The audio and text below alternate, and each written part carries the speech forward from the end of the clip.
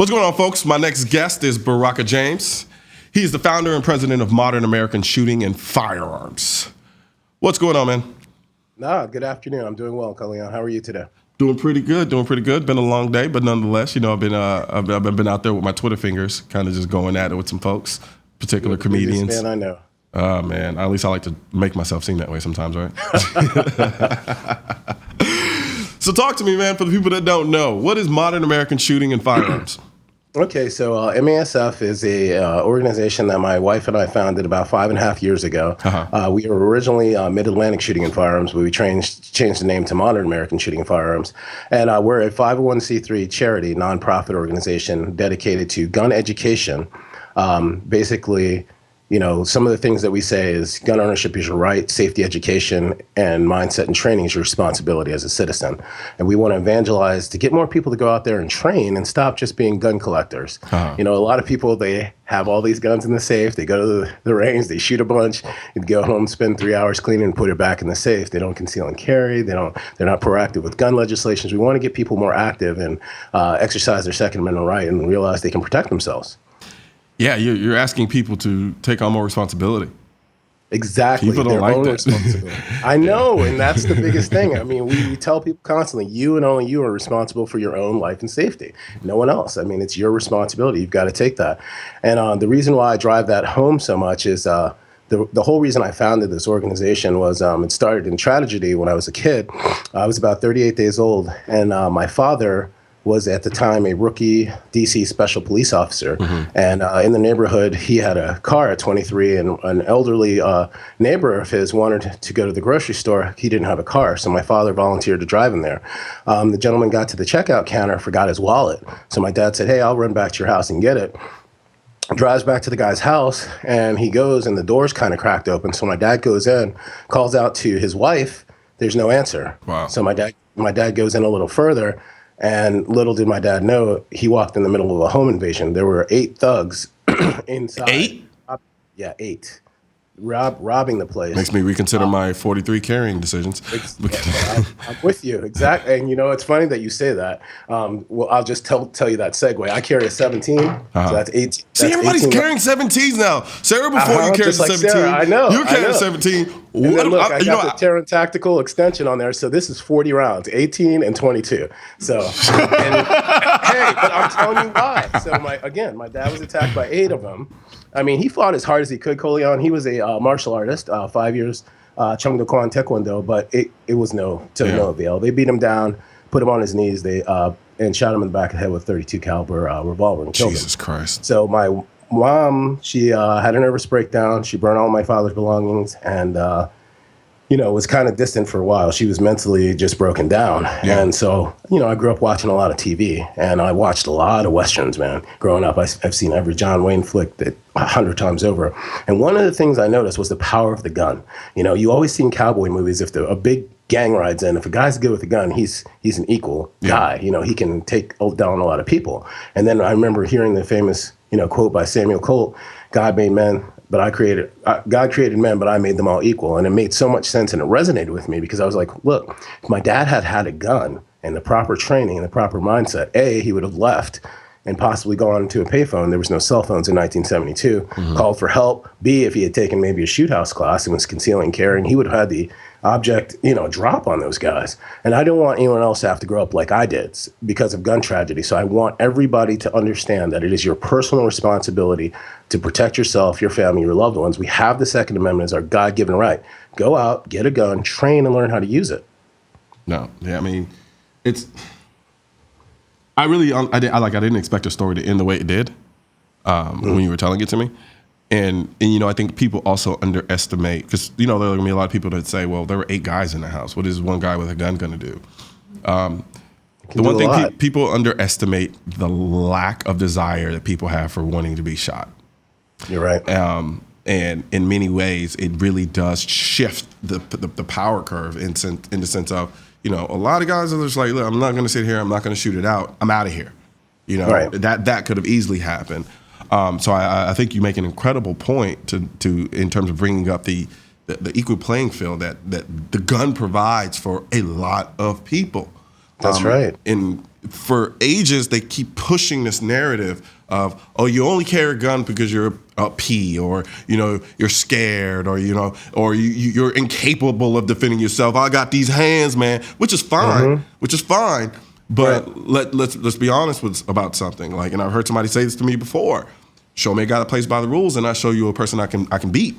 That's right. That's right. And that's a game that these guys play when we're dealing with criminals and people who are out there to commit harm to other people. 100%, man. And the thing that we try to get people to understand through proper education is, you know, a lot of people are like, well, you know, we coined a term, turning gun collectors into gunfighters, and the left and the anti-gun love to use that against me. And I say, no, listen to me very carefully. A gun collector is a person that goes to the range, shoots with no agenda, puts their gun away and went. A gunfighter, just like you learn how to fight with your body in martial arts, you have to learn to fight with a gun to protect yourself and your family. That's the connotation I'm trying to explain to you. It's just like anything else. It's a tool to be used to defend your life and the lives of your loved ones. And that's it. Bottom line, what's the first thing they teach us, Colion? I've seen you taking a lot of classes from some of the same instructors. If you can run, run. Find an exit. Don't engage. Call law enforcement. Let them. But if you're backed into a corner, then you have to be able to say who's going home. You are the bad guy. You're going home. You want to go home to your family. You want to go home to the people that love and care about you, not the other way around. So we're just trying to get people educated.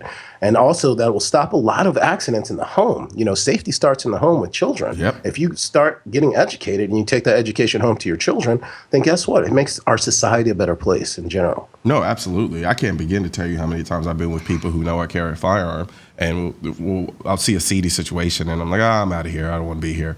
Exactly. You know, and they'll literally look at me. They're like, but you have a gun. Right. It's like the whole they point don't is understand. I don't want to have to use it though. That's the point. Like, you know, like I have the gun in the event that I have no other choice. Right, but the antis, what do they paint? They paint this cowboy mentality that we go around with our heads high and our chest out, and we're looking for a fight and a problem. No, we're the first ones to leave. To be honest with you, I tell people all the time, I become more of a P now with a gun on me than I did when I didn't have one on me. I become incredibly passive just because I understand the power that I hold when I do carry a gun on me, and because, like I said, I don't want it to get to that level. You know, I remove myself from situations where I think it can get to that point. So imagine if you had tons of people walking around with that mentality. Exactly. Our armed society is a polite society. It's so true. And that's the bottom line. And people don't understand that. I tell people all the time that are anti-gun, I say, you know, if there's no guns around, what's to prevent criminals? It actually entices crime, because perceived weakness brings on aggression. If there's people casing people's houses and they say, you know what, I don't think we should rob these neighborhood. I know this place, a lot of people carry guns. I don't want to get killed. But if there's no guns and they're like, hey, let's go in there. These guys don't have anything to defend themselves. We're out in the middle of nowhere. The cops will never get here. Why not? It's opportunity. You know, I think that people undervalue, one, the number of guns that are already out, and two, that there is no magic button that we push and make all the guns disappear. That's right. I think a lot of people spend so much time with their heads in the sand, I included sometimes, because it's easy to get lulled into the consistency of life. You go, so many people have told me, they're like, I haven't needed a gun up until this point. It takes the power of God in me not to look at them and say, that is the dumbest thing I've ever heard in my life. It's the dumbest thing. You don't know until you need it, right? Exactly. But this is legitimately used as a basis for why they say they don't need a gun. They're like, I haven't needed it to this point. Right. Really? But look, I know, and that's what people don't understand. I tell people all the time, and you know, it's kind of a joke to get them to lighten up a little bit. I'm like, you know, I carry a credit card in my pocket. I like to pay with cash a lot. I don't want to necessarily use credit, but if I need to swipe my credit card, I swipe my credit card. And if I carry my gun, because if I need to give someone the bees, aka bullets, then I'll take out my gun. But it's a tool. You don't need it unless you need it. But I thought you were talking about Beyonce's fan base at one point. Indeed. So, I mean, again, we're just trying to evangelize training. So that's why, and security and safety and education and mindset. I mean, right mindset is everything. You can only learn proper safety through good education. You have to go to well-vetted trainers. I've seen a lot of the guys you've trained with. I constantly train. I tell people all the time, if you go out and you seek a vetted instructor, teacher, and trainer, you will always be better than everyone else around you because you know what to do in a situation. And we talk about bad situations in class, whereas Everyone else is going to be in shock, jaw dropping when something bad happens, most likely get killed because they don't even know what to do because they haven't contemplated that thought cycle. No, absolutely. And I want to say one thing before we go. Sure. For any and everyone out there who is anti-gun, quasi-anti-gun, questionable, bi-curious, whatever you want to call it. At the end of the day, for those people running around saying, oh, we need more people to be trained. We want training. We want people to be, we don't just want anybody with a gun. You should be big up in groups like this because if anything, these are the types of people who you want armed in your country, but that's not what happens. And when we hear groups like this, we don't hear people on the other side saying, well, let's focus on these groups that are doing these things to get people well trained and make people more responsible with firearms. We don't see that. What we see is a bunch of villainization of firearms and saying all the people who own guns are bad, so we got to get rid of them. And then they only use the whole notion of, well, we need people to be more trained as an excuse to not seem so overbearing or basically in hiding their true intentions. So I agree. So there you go. I'm glad that organizations like yours exist. So for those of you who don't know, Modern American Shooting and Firearms, get out there and train. Thank you. MASF.co, not .com, .co. Awesome, Thank man. you so much, Colion. Absolutely, man. We got to catch up. All right. Well, call me. We'll do. Email me. Absolutely. You know I'm terrible at getting back. I know. It's all right. Jen was telling me the same thing before the show. Yeah, I know. I'm a horrible person. I know. I hear her laughing back there. But she knows. It's okay. You're a busy guy. It's not a problem. I try, man. I try. But really appreciate it, man. No, thank you so much for your time and your help. I appreciate the time today. All right. Take care. When we come back, we're going to check out some new guns from Ruger.